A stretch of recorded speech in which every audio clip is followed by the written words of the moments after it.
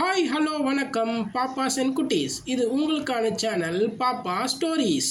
இன்னைக்கு நாம பார்க்க போற கதையின் பெயர் த எலிஃபண்ட், யானை. ஒரு அடர்த்தியான காட்டு பகுதியில ஒரு சின்ன காட்டு யானை கூட்டம் வாழ்ந்துகிட்டு இருந்ததாம்.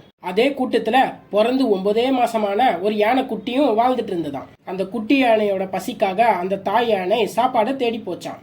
அந்த தாய் யானை தன்னோட குட்டிக்காக சாப்பாடை சேகரிச்சுக்கிட்டு இருக்கும்போது ஒரு வேட்டையன் வந்து அந்த யானையை சுட்டு கொன்னுட்டானான். அந்த வேட்டையன் அந்த தாய் யானை சுட்டதுக்கான ரீசனே அதோட தந்தத்துக்காக அதோட தந்தத்தை வெட்டி எடுத்துட்டு போனானாம். இது தெரியாத அந்த குட்டி யானை தன்னுடைய தாயை தேடி வந்துதான். அப்போ அந்த தாய் இறந்து கிடக்கிறத பார்த்து கண்ணீர் விட்டு அழுதுதான் அந்த குட்டி யானை. அழுத கொஞ்ச நேரத்திலேயே மதம் பிடிக்க ஆரம்பிச்சுதான் அந்த குட்டி யானைக்கு. மதம் பிடிச்ச உடனே மொத்த காட்டையும் அழிக்க ஆரம்பிச்சுதான் அந்த குட்டி யானை. இந்த மொத்த காட்டும் அழிவுக்கு போறத பார்த்த அந்த வேட்டையன் அந்த குட்டி யானை கிட்ட போய் என்ன மன்னிச்சிருன்னு சொல்லி மண்டிட்டு கேட்டானாம்.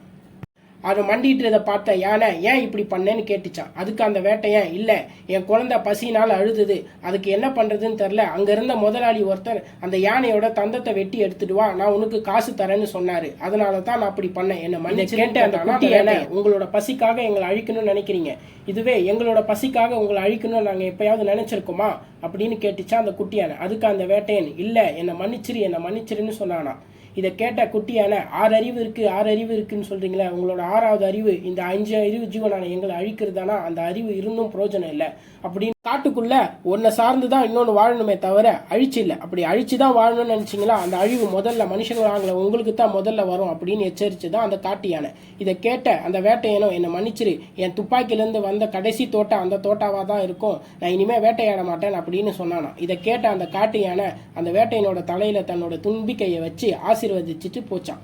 இதுல இருந்து நம்ம என்ன பாடம் கத்துக்கிட்டோம்னா, பாப்பாஸ் அண்ட் குட்டீஸ், இந்த உலகத்துல ஒன்ன சார்ந்துதான் இன்னொன்னு வாழும். அது மனுஷனுக்கும் பொருந்தும். இயற்கையோட சேர்ந்து வாழ்றதுதான் மனுஷனாகிய நமக்கு நல்லது.